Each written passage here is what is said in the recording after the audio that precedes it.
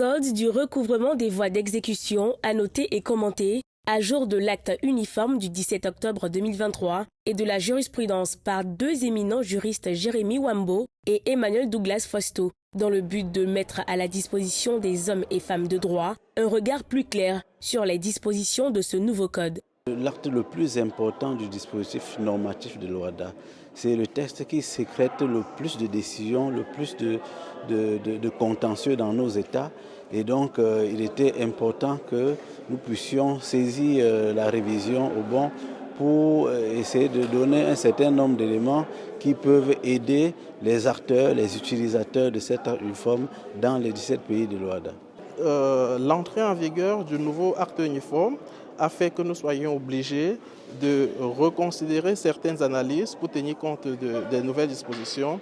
Et aujourd'hui, nous sommes satisfaits de produire cet ouvrage qui essaye de rendre compte de la façon dont l'ancien texte était appliqué pour les dispositions qui sont maintenues, mais également de faire des analyses sur les nouvelles dispositions qui sont adoptées par le législateur pour soulever d'éventuelles difficultés d'application, de probables difficultés d'application qui peuvent se poser, mais aussi souligner les mérites du législateur par rapport aux solutions révolutionnaires parfois qu'il a adoptées. Cette initiative de Jérémy Wambo et de Emmanuel Douglas Fausto est à encourager, en ce sens qu'il met à la disposition aux pratiquants du droit un nouvel outil pour régler les contentieux judiciaires.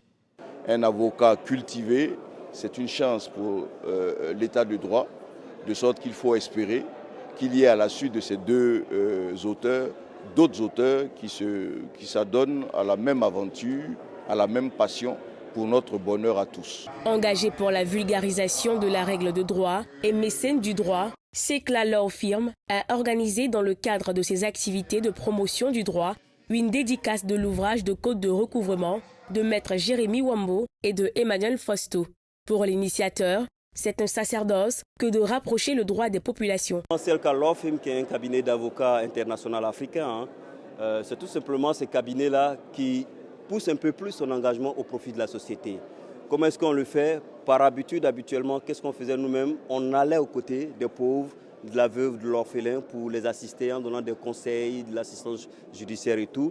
Mais cette fois-ci, on a décidé de faire la promotion du droit, de pousser les acteurs qui œuvrent en faveur du droit pour que ceux-là maintenant puissent apporter ces services-là. Donc on va dire que c'est un deuxième niveau des CLK aux côtés des citoyens. Dans la même veine, Secla organise d'autres cadres qui participent à la vulgarisation du droit à l'endroit des jeunes juristes et des étudiants en droit.